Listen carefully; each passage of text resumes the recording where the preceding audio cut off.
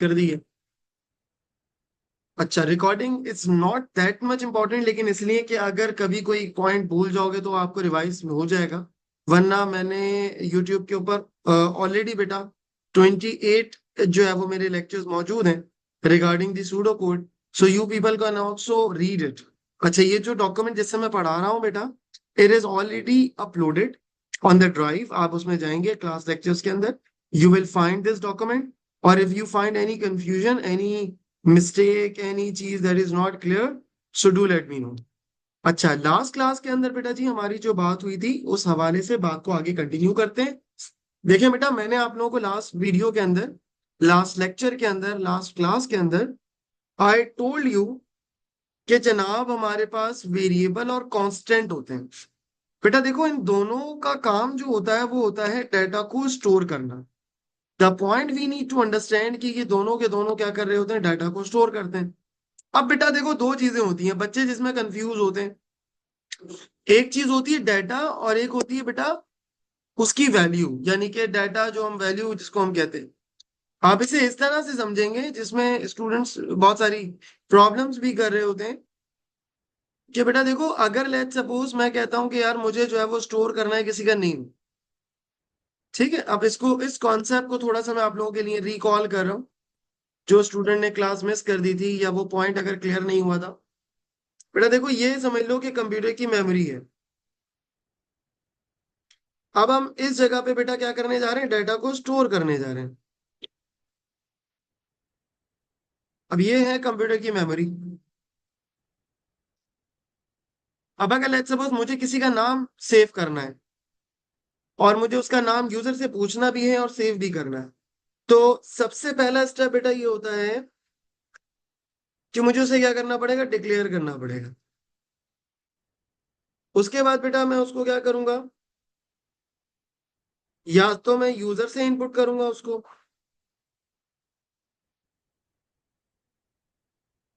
या फिर मैं क्या करूंगा, डायरेक्टली सेट करूंगा कोई वैल्यू। इसे हम कहते हैं असाइनमेंट।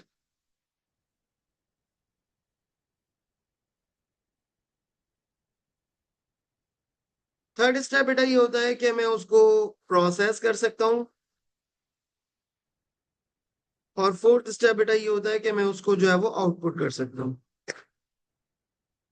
तो जब भी हम बेटा किसी वेरिएबल की बात करेंगे ना, तो ये उसको यूज करने से पहले हमें डिक्लेयर करना पड़ता है। चले मैं आपको एक एग्जांपल करवाता हूँ। जैसे लेट्स सपोज मैं आपसे कहता हूँ कि यार मुझे जो है ना वो एक, आप नंबर यूजर से इनपुट लें और उसके बाद जो है वो उसको, उसका स्क्वायर निकाल के मुझे बताएं। यानी कि यूजर अगर 2 देता है तो हम उसे 4 कर दें, 4 देता है तो उसको हम 16 कर दें, 5 देता है तो 25 कर दें। So what we can do बेटा जी, हम यहाँ पर क्या कर सकते हैं। सबसे पहले बेटा स्टेप होता है डिक्लेरेशन का। तो यू विल राइट डिक्लेयर, और उसके बाद फिर यहाँ क्या आता है बेटा, वेरिएबल का नाम आता है। अब अगर मैं नंबर स्टोर कर रहा हूं तो मैं यहाँ लिखूंगा नम,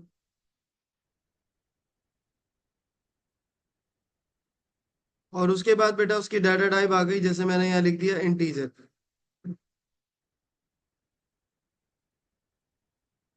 जब बेटा कंप्यूटर के अंदर ये वाली लाइन चलती है ना, ये वाली,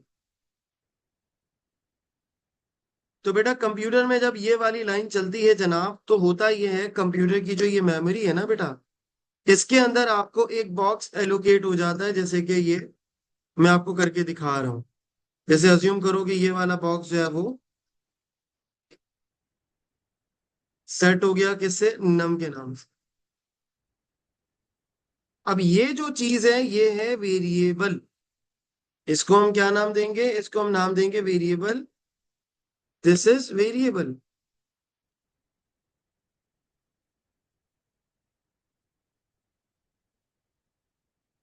जो कि वैल्यू को होल्ड करता है। अब इस बॉक्स के अंदर बेटा कुछ है नहीं। ये जो बॉक्स हमारा बना हुआ है ये एम्प्टी बॉक्स है। मुझे इसके अंदर अगर कोई वैल्यू रखनी है तो मैं उसको कोई ना कोई वैल्यू साइन करूंगा। जैसे मैं ऐसे भी कर सकता हूं, मैं कह देता हूँ नम बराबर है 4 के। तो ये 4 हो गया। अब इसके अंदर क्या चला गया बेटा, इस वाली लाइन से क्या हुआ, पहली वाली लाइन से ये काम हुआ, दूसरी वाली लाइन से बेटा क्या हुआ, दूसरी वाली लाइन से यहां पर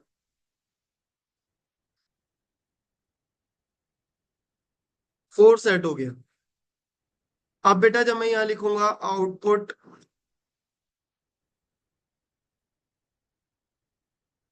नम मल्टीप्लाई बाय नम। अच्छा मैंने माइक म्यूट किया हुआ है, you people can raise your hand ताकि मैं आपको अलाउ करूं माइक ऑन करना, और उसके बाद फिर मुझे आप आंसर कर दीजिएगा, ठीक है? या चैट पे पूछ सकते हैं, इट्स ओके, कोई मसला नहीं। तो बेटा लाइन नंबर 1 से क्या हुआ कि हमने एक वेरिएबल डिक्लेयर किया जिसका नाम क्या था, नम। तो क्या हुआ, कंप्यूटर में ये रेड बॉक्स आप जैसे देख रहे हैं सेट हो गया और इसका नाम हो गया नम। और जब मैंने कहा कि भाई नम में रखो 4, तो यहाँ पर क्या आ गया, 4 आ गया। अब ये कॉन्सेप्ट बच्चों को क्लियर करने की जरूरत है, जो कि मैं इसलिए एम्फेसाइज करता हुआ पढ़ा रहा हूँ कि यहाँ पर जो बेटा नम लिखा हुआ है ना, ये जो नम है, ये नम जो है ये क्या कहलाता है, ये कहलाता है वेरिएबल।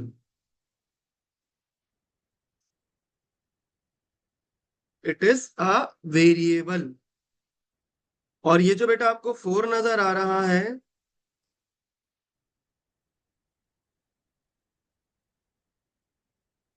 ये 4 बेटा क्या कहलाता है, ये 4 जो है बेटा ये कहलाती है वैल्यू। समझ आ रही है बेटा मेरी बात?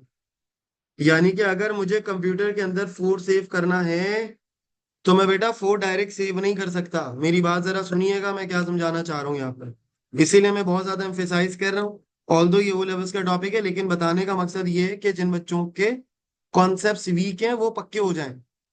तो बेटा ये जो 4 है ये क्या कहलाता है, ये बेटा वैल्यू कहलाता है। अब इसको आप इसको एग्जाम्पल को आप कैसे समझोगे, ये ऐसे समझो कि अगर मुझे पानी पीना है तो क्या मैं अपने हाथ में ग्लास में से निकालूंगा, या मैं डिस्पेंसर से अपने हाथ में पानी भरूंगा? मैं क्या करूंगा बेटा, मैं जो है वो एक ग्लास, एक बॉटल, कोई कप, कोई जार, कोई चीज होगी जिसके अंदर मैं पानी को रखूंगा, और then I can drink it. इसी तरह से if I have to, like you can say, if I have to have coffee, तो बेटा ऐसा नहीं हो सकता कि कॉफी जो है मैं अपने हाथ में उसको रखूं।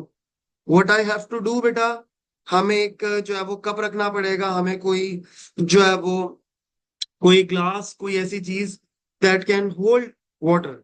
ठीक है?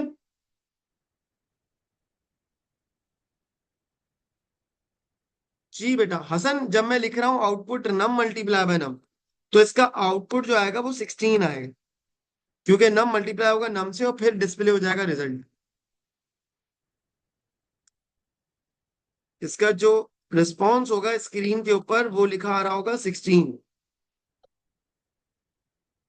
क्योंकि नम की वैल्यू 4 है, 4 मल्टीप्लाई बाय 4, तो ये बन गया 16। ठीक है बेटा, तो ये जो पॉइंट है ये बहुत ज्यादा जरूरी है, जो कि बहुत सारे बच्चे मिस करते हैं, जिनको नहीं पता होता वैल्यू क्या है, वेरिएबल क्या है। तो वैल्यू जो है बेटा वो किसके अंदर स्टोर हो रही होती है, वेरिएबल के अंदर स्टोर हो रही होती है। तो मैं डायरेक्टली कंप्यूटर के अंदर 4 या 5 या 6 या 7 डायरेक्टली सेट नहीं कर सकता। सही है? तो जो बच्चे लास्ट क्लास में नहीं थे उनको ये पॉइंट क्लियर हो जाना चाहिए, ताकि उनको ये पॉइंट क्लियर हो जाए तो हम आगे चल सके। अब बेटा यही काम अगर हम यूजर से करवाना चाहें, मैं कहता हूँ यार मुझे नहीं मालूम कि यूजर जो है ना वो क्या इनपुट करेगा, तो फिर मैं क्या करूंगा, फिर मैं इन सबको करूंगा रिमूव।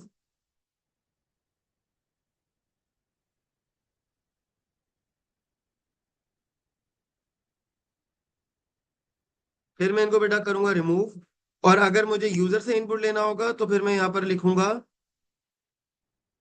इनपुट नम।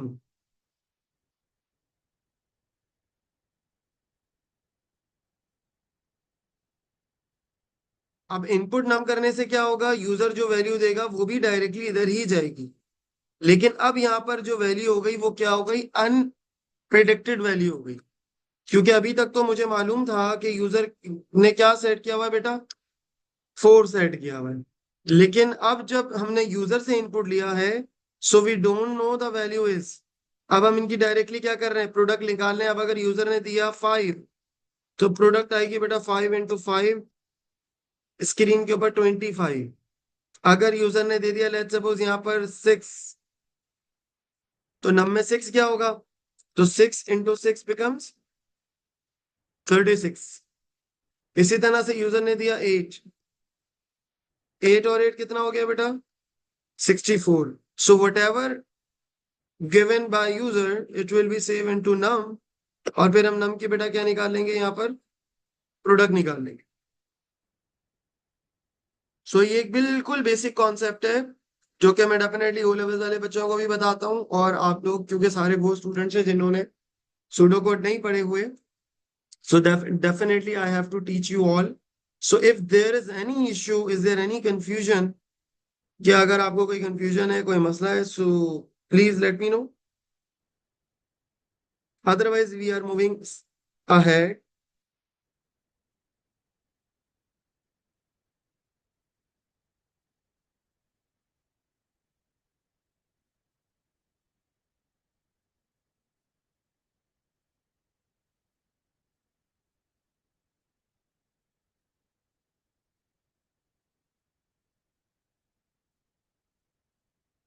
अच्छा चलें, खामोशी का मतलब मैं यही समझूं, no news it means it is okay.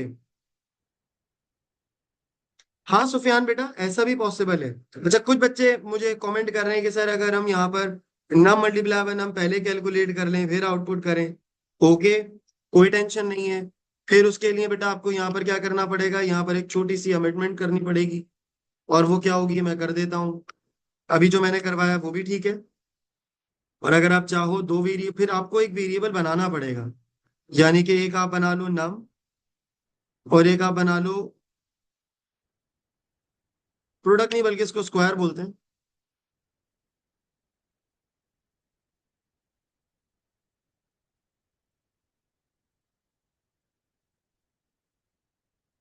Integer.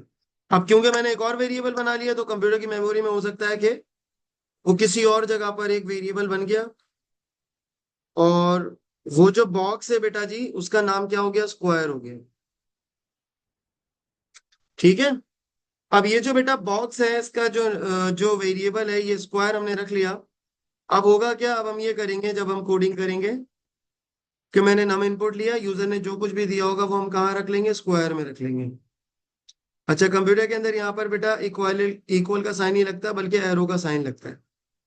So square के अंदर बेटा आप क्या सेव कर देंगे, आप बेटा सेव करेंगे नम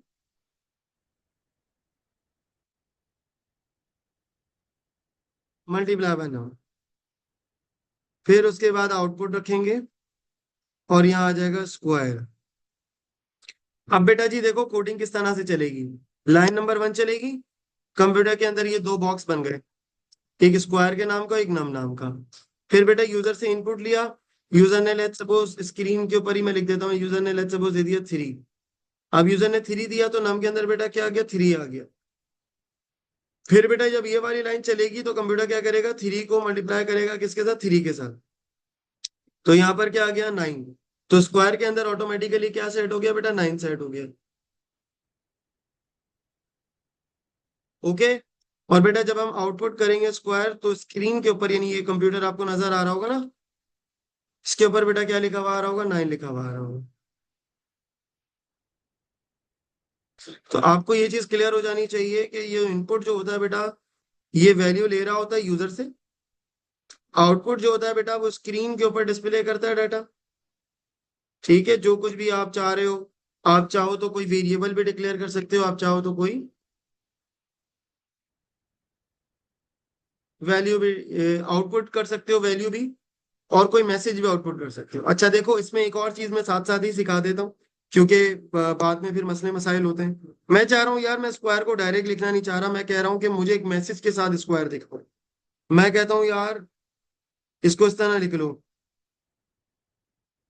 हम मैसेज लिख देते हैं स्क्वायर।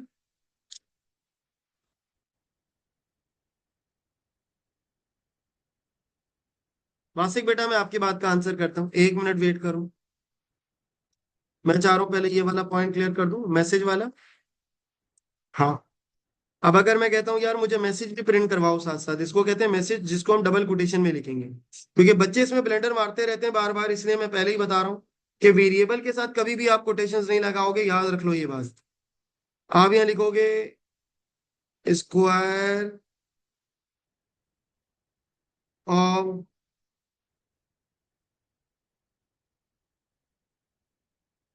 कोटेशन और कॉमा लगा के आपने क्या लिख दिया, स्क्वायर लिख दिया।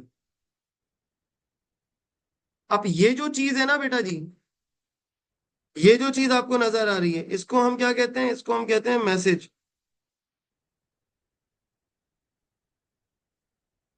और इसको बेटा हम लोग क्या नाम दे देते हैं, इसको हम नाम दे देते हैं वेरिएबल।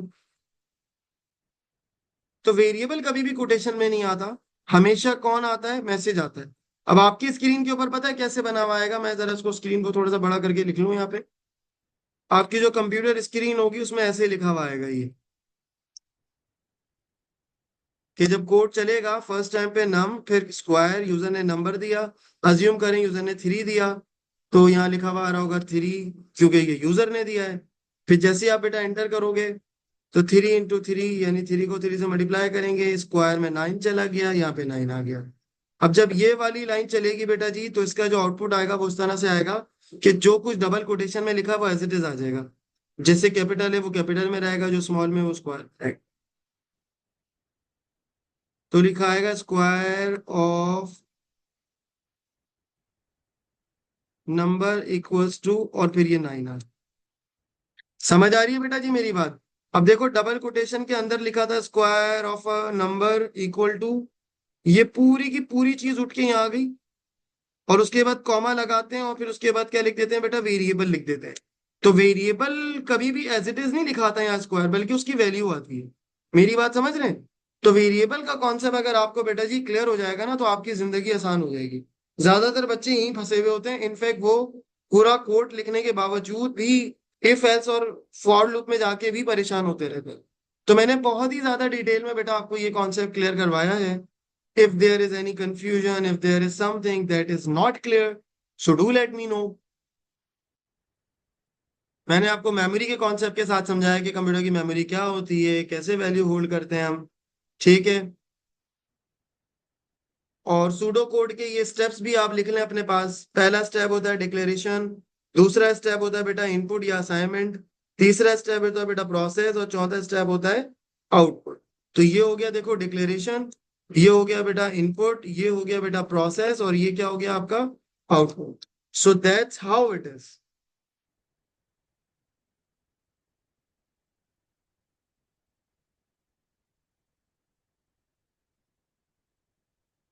अच्छा, अब होपफुली सारी चीजें क्लियर हो गई हैं। हाँ सुफियान, कर सकते हैं ये काम भी, ये भी पॉसिबल है कि,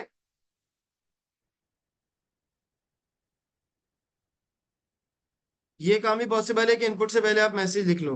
अच्छा जवेर ये पूछे सर, स्क्वायर की जगह पर कोई नंबर लिखेंगे ना? हाँ, हम नहीं लिखेंगे, हम तो बेटा यही कोड करेंगे। जब वो एग्जीक्यूट होगा तो फिर ये चीज एग्जीक्यूट होगी। चलो मैं एक काम करता हूँ, एक छोटा सा डेमोन्स्ट्रेशन दे देता हूँ इस पूरे कोड को, ये पूरा कोड कंप्यूटर में कैसे चलेगा। एक वेबसाइट होती है बेटा deepgen.com, it is highly recommended कि बेसिक लेवल के ऊपर ही आप इसे चला के देखें। चलें मैं आपको ये पूरा कोड चला के दिखा रहा हूँ। अभी मैंने आपको क्या चीज सिखाई थी जनाब, मैंने आपको ये बताया था बेटा कि हमने क्या लिखा है, हमने लिखा है यहाँ पर डिक्लेयर नम और स्क्वायर। तो यहाँ पे जल्दी से आ जाइए, डिक्लेयर नम कॉमा स्क्वायर, ठीक है। इसकी डाटा टाइप क्या आ गई बेटा जी, इंटीजर। वासिक आपकी बात का बेटा आंसर करता हूँ, डोंट वरी, इंटीजर कहते हैं वैसे होल नंबर को, ठीक है। जब भी कभी हम होल नंबर स्टोर करते हैं तो इंटीजर रखते हैं। अच्छा, अब उसके बाद बेटा मैंने यहाँ पर क्या किया, यूजर से इनपुट लिया, तो मैंने लिखा इनपुट, और मैंने यहाँ क्या लिख लिया, नम। और अब मैं क्या निकाल रहा हूँ बेटा, स्क्वायर। अब यहाँ पर एरो नहीं लगता है, यहाँ पर इक्वल का साइन लगता है, नम मल्टीप्लाई बाय नम। और उसके बाद बेटा यहाँ पर हम क्या करेंगे, आउटपुट, और यहाँ आ गया square. Now we are going to execute the code. जब कोड चलेगा तो मैंने यहाँ लिख दिया, लेट्स सपोज क्या कह रहे हैं, नम की जगह मैंने 5 लिखा, तो देखें क्या आ गया, 25 आ गया स्क्वायर उसका। इसी तरह से बेटा कोड चलाया, मैंने लिख दिया यहाँ पर 7, तो 49 आ जाएगा। तो जो नंबर भी बेटा मैं दूंगा वो उसका वो स्क्वायर निकाल के मुझे दिखा देगा। सही है। तो ये पॉइंट आपको जो है वो बहुत क्लियरली पता होना चाहिए। सो होपफुली ये वाली बातें सारी मेरी समझ आ गई हैं आपको। अच्छा, अब ये हो गया सारा प्रीवियस कॉन्सेप्ट जो मैंने पढ़ाया था। रिकॉर्डिंग ऑलरेडी हो गई है, इंशाल्लाह I will share right after the class, don't worry. तो जिन जिन लोगों को भी मसला है, कंफ्यूजन है, वो फर्दर भी क्लियर हो जाएंगी, और ये लेक्चर्स भी ऑलरेडी अपलोडेड हो जाएगा इंशाल्लाह। अच्छा, अब बात को आगे लेके चलते हैं जनाब। और ये वासिक एक काम करो बेटा, इसकी स्क्रीनशॉट ले लो। आपको मेरे ख्याल से डाटा टाइप का कॉन्सेप्ट क्लियर नहीं है। मैं थोड़ा जल्दी से इसको एक्सप्लेन करते हुए आगे चलूंगा, because we have to move ahead. Last class में भी हमने यही सारी बातें की थी, लेकिन वो रिकॉर्डेड नहीं हो सकी थी। तो ये कि वो अब रिकॉर्डिंग भी आ गई है और साथ साथ एक्सप्लेनेशन भी हो जाएगी। बेटा देखो, हमारे पास 6 डाटा टाइप्स होती हैं। डाटा टाइप्स क्या होती हैं? जब भी हम कंप्यूटर के अंदर डाटा को स्टोर करते हैं तो हमारे पास बेटा मुख्तलिफ टाइप का डाटा होगा। लाइक कभी मुझे होल नंबर में डाटा स्टोर करना है, कभी मुझे पॉइंट्स में डाटा को स्टोर करना है, कभी बेटा मुझे करेक्टर डाटा टाइप पे स्टोर करना है, कभी स्ट्रिंग टाइप का डाटा रखना है। So they are multiple types of data. बेटा अगर मैं होल नंबर में डाटा स्टोर करूंगा so I will use integer, because positive और नेगेटिव होल नंबर जो है वो किसमें स्टोर होते हैं? इंटीजर के अंदर। जैसे कि number of students, age, marks, ये किसके अंदर आ गए बेटा? इंटीजर में आ गए। बेटा एक होती है real data type. Real data type is something जो पॉजिटिव और नेगेटिव नंबर को स्टोर तो कर सकती है, लेकिन वो किसमें करती है?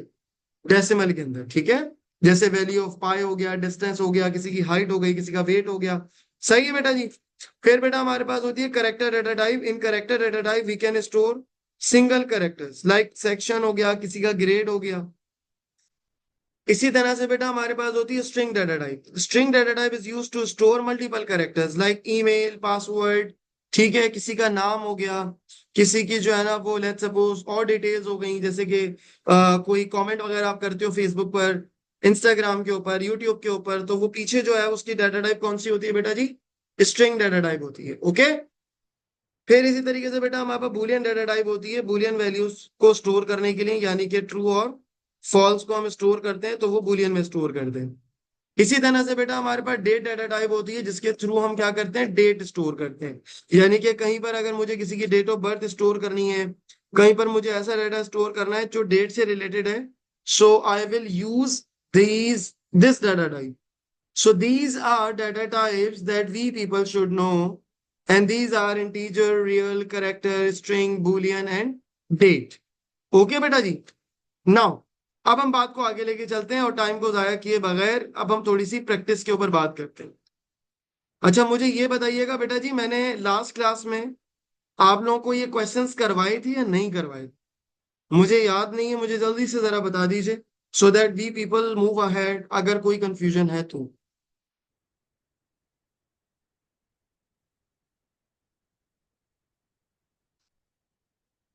नहीं करवाए थे? चलो कोई बात नहीं, फिर आज की क्लास का टारगेट हम ये रख रहे हैं कि हम ये सारे क्वेश्चन जो है वो आज क्लास में बेटा हम प्रैक्टिस करेंगे, ठीक है। तो सबसे पहले,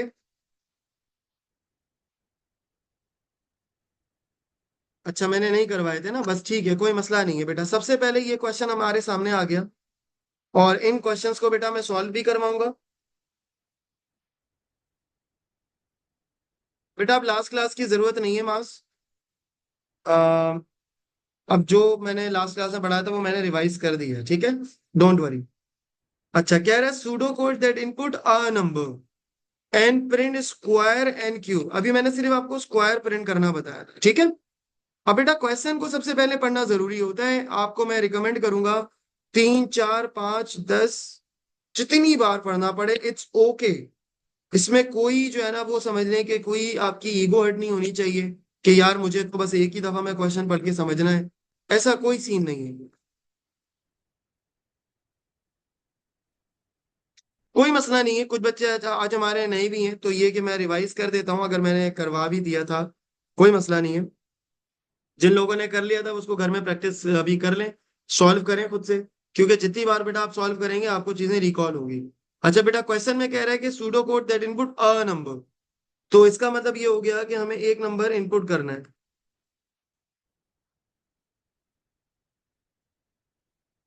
सो वी विल राइट डिक्लेयर, और हम यूजर से बेटा क्या इनपुट ले रहे हैं, नम।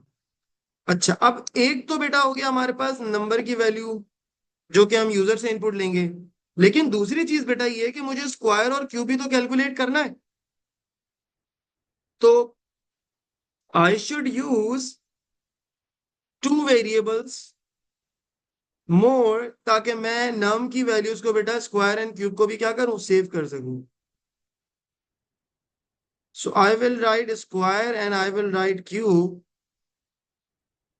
और इनकी बेटा जी डाटा टाइप क्या हो गई हमारे पास, इंटीजर हो गई। जी जी हसन, जितने भी वेरिएबल्स होते हैं उन सबको डिक्लेयर करना जरूरी होता है।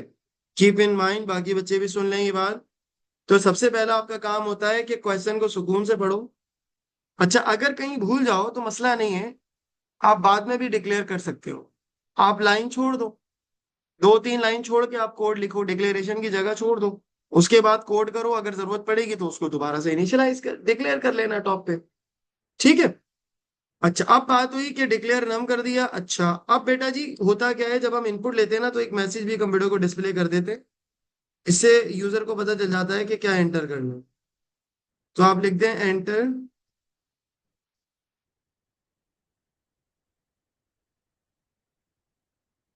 A number.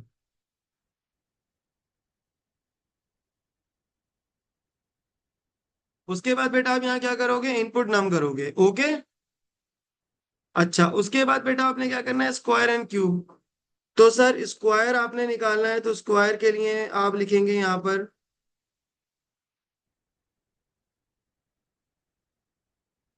Num multiply by नम, और क्यूब के लिए आप इसे क्या करेंगे बेटा, 3 दफा मल्टीप्लाई कर लेंगे, नम इंटू नम इंटू नम। और उसके बाद बेटा यहाँ पर आप क्या कर देंगे, स्क्वायर, और यहाँ पर आप क्या लिख देंगे बेटा जी, क्यूब। अब देखें, अगर यूजर ने लेट सपोज यहाँ पर एंटर किया, इसको मैं किसी और कलर से लिख लेता हूँ ताकि वो कंफ्यूजन नहीं रहे। यूजर ने लेट सपोज एंटर किया 5, अज्यूम कर लें। तो बेटा यहाँ 5 इंटू 5, स्क्वायर के अंदर क्या चला गया होगा, 25। और जब आप 3 टाइम मल्टीप्लाई करेंगे बेटा तो क्यूब के अंदर क्या चला गया, 125। तो स्क्रीन के ऊपर मुझे लिखा हुआ आएगा 25, और उसके बाद बेटा लिखा हुआ आ रहा होगा 125।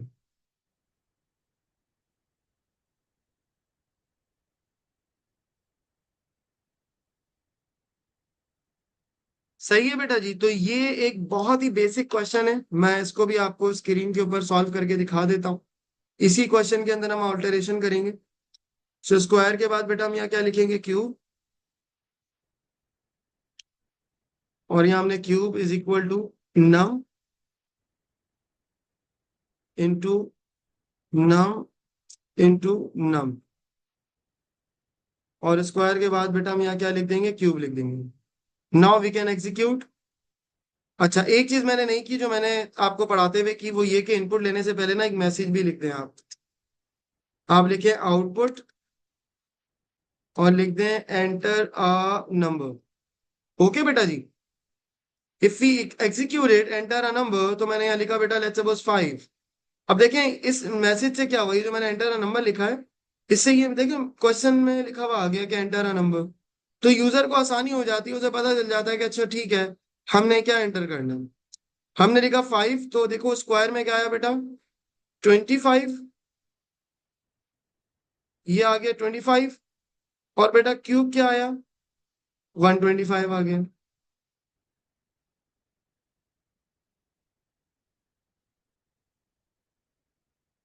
सही है बेटा, परफेक्ट है। चलें, अब मैं थोड़ा सा लेवल इंक्रीज करता हूँ।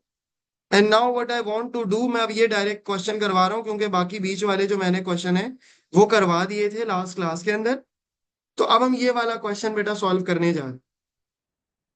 अच्छा, इस क्वेश्चन के अंदर चलें, मैं ये कहूंगा कि अगर आप लोग 5 मिनट्स ले लें और इसे जरा सॉल्व करने की कोशिश करें, सो इट इज रिकमेंडेड।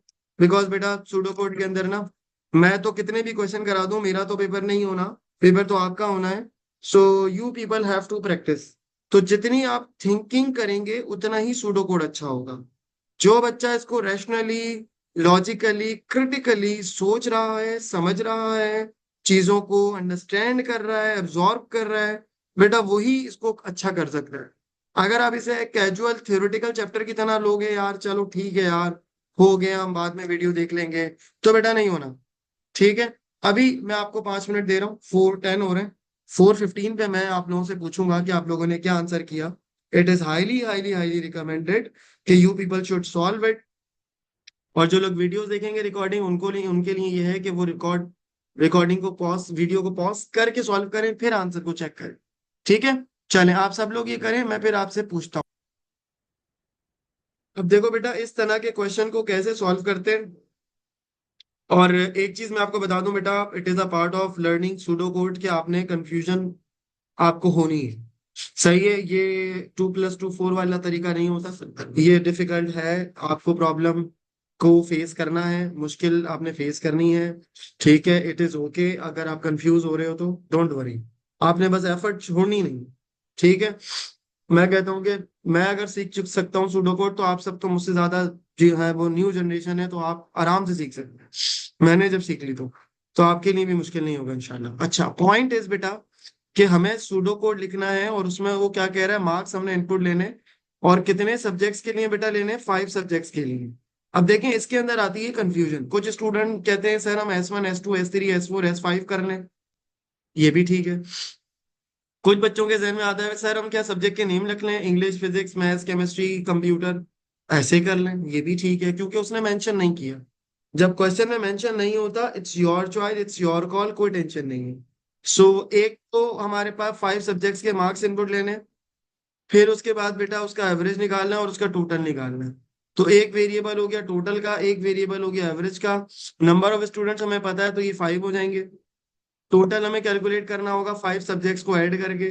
तो 5 सब्जेक्ट्स ये हो गए, 5 वेरिएबल्स। फिर एवरेज का एक वेरिएबल 6, टोटल का एक वेरिएबल 7। ठीक है, तो टोटल वेरिएबल बेटा 7 हो गए।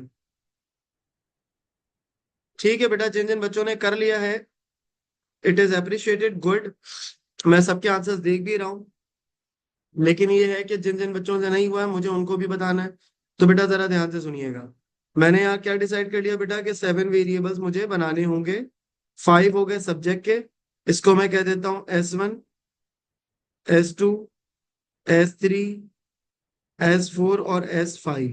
कोई बच्चा चाहे तो physics, maths, chemistry, computer, English ये भी लिख सकता है, इट्स ओके। उसके बाद बेटा हमारे पास यहाँ पे क्या आ गया, टोटल आ गया। अच्छा, टोटल जो है वो, अब अगर सब्जेक्ट के मार्क्स इंटीजर है तो टोटल भी इंटीजर ही होगा। लेकिन जो पॉइंट आपने याद रखना है बेटा जी, आपका जो एवरेज होता है वो चाहे इंटीजर के सब्जेक्ट हो, उस केस में भी, और अगर पॉइंट में अगर आपके टोटल हो रहे हैं सारे नंबर्स, तब भी एवरेज हर हाल में जो है वो रियल ही होगा। तो जिन बच्चों ने ये मिस्टेक की है वो देख लीजिएगा। क्योंकि जब आप डिवाइड करते हो ना, तो मोस्ट लाइकली चांसेस होते हैं डिवीजन के बाद आंसर पॉइंट में आ जाए, 99% तक। ठीक है। इसीलिए तो आप इसे क्या रखेंगे, रियल रखेंगे। सो देयर आर 7 वेरिएबल्स जो मैंने ऊपर डिक्लेयर कर लिए। अब उसके बाद बेटा मैं क्या करूंगा, सब्जेक्ट के मार्क्स इनपुट लूंगा, तो उसके लिए मुझे एक मैसेज लिखना पड़ेगा। और वो कोटेशंस में आएगा, enter 5 subject marks, enter 5 subject marks. अच्छा, सूडो कोड में बेटा चीजों का रट्टा नहीं होता, इसके अंदर वेरिएशन बिल्कुल आती है। जरूरी नहीं है कि आपका आंसर भी मेरी तरह का ही हो, मेरे जैसा नहीं हो सकता, उसमें कुछ वेरिएशन हो सकते हैं, it is okay, it is accepted. पर लॉजिकली गलत नहीं होना चाहिए। अब कुछ बच्चे बोलेंगे सर मैं अगर इस तरह करूं कि फिजिक्स, मैथ्स, केमिस्ट्री, कंप्यूटर और इंग्लिश के मार्क्स इनपुट लूं, लेकिन हर सब्जेक्ट के मार्क्स के साथ एक मैसेज लिख दूं कि जैसे एंटर इंग्लिश मार्क्स, फिर वो इंग्लिश के मार्क्स इनपुट हो जाए। फिर मैं लिख दूं एंटर फिजिक्स मार्क्स, तो फिजिक्स के मार्क्स, तो इट इज ऑल्सो करेक्ट। ठीक है। अब मैं यहाँ क्या लिखूंगा बेटा, इनपुट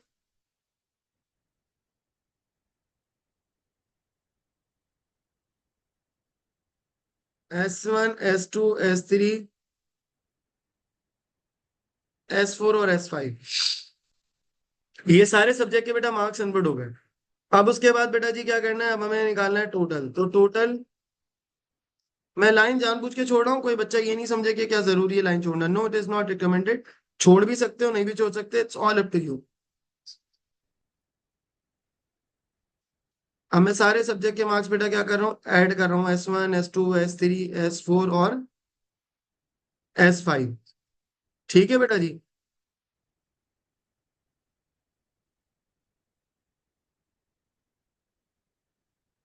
नहीं असल मार्क्स S1 S2 मार्क्स ही तो हैं। सब्जेक्ट 1 के मार्क्स S1 है, सब्जेक्ट 2 के मार्क्स S2 है, सब्जेक्ट 3 के मार्क्स S3 है, सब्जेक्ट 4 के मार्क्स S4 है। तो या तो आप M1 M2 M3 M4 कर लो।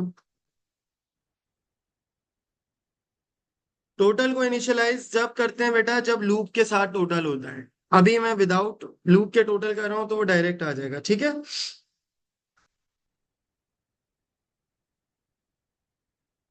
Average is equal to total divided by 5।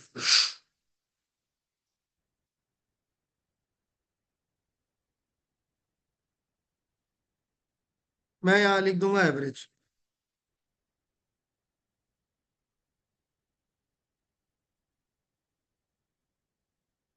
बेटा नाम से तो कोई फर्क नहीं पड़ता ना, असल तो चीजें टोटल मार्क्स बोलते हैं। अगर आपको नाम सेट करना है जवेरिया, फिर मैं इसको इस तरह करूंगा कि टोटल मार्क्स बोलूंगा इसको, फिर सारे सब्जेक्ट का टोटल इसलिए। फिर मुझे ऊपर भी सही से डिक्लेयर करना पड़ेगा, और यहाँ पर भी मुझे टोटल मार्क्स लिखना पड़ेगा, सही है।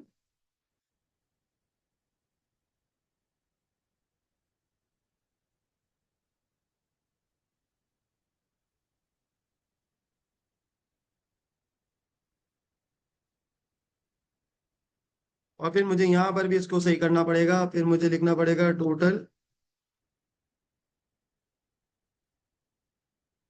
Marks divided by 5। ठीक है। हाँ वो एक ही वेरिएबल है जो वेरिएबल नहीं है।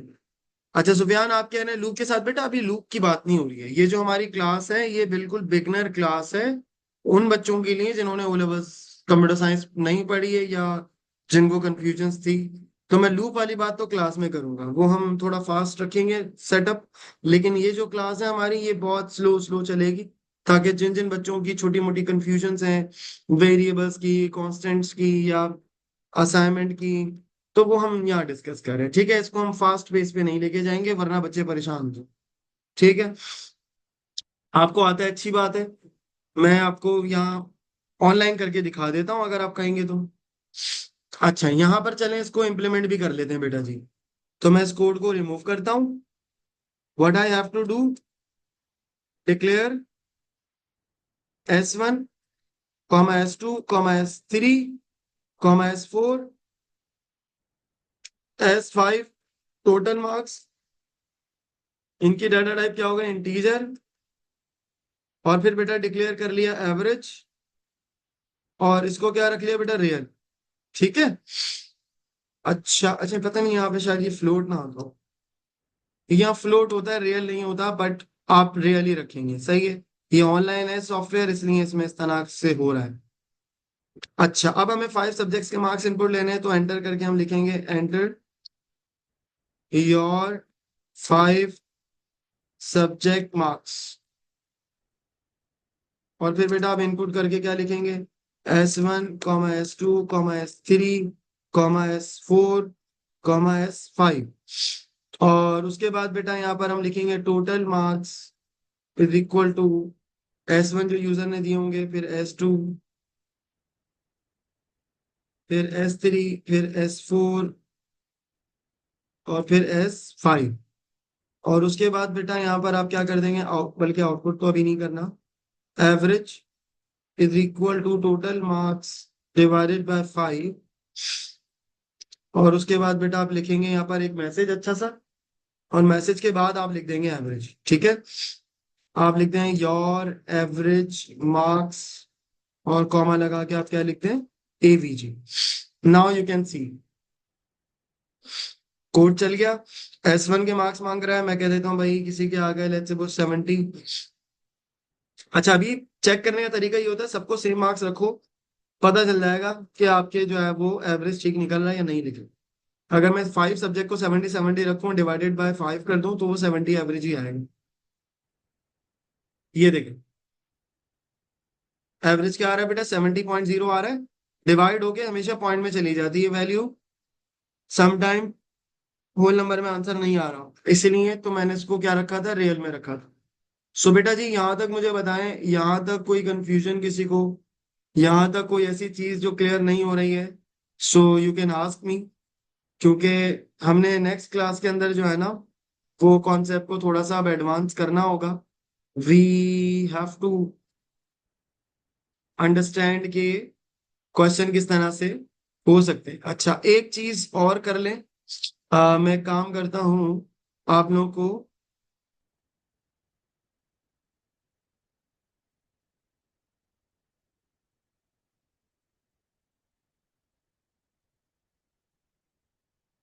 एक क्वेश्चन दे रहा हूँ जो कि मुझे सब बच्चे क्लास में दिखा देंगे, ताकि मुझे जो है ना वो पता चल जाए। खास तौर पे आज वो उन बच्चों की बात कर रहा हूँ जो क्लास ले रहे हैं या जिनको डेफिनेटली सूडो कोड में इश्यूज है, सबकी बात नहीं कर।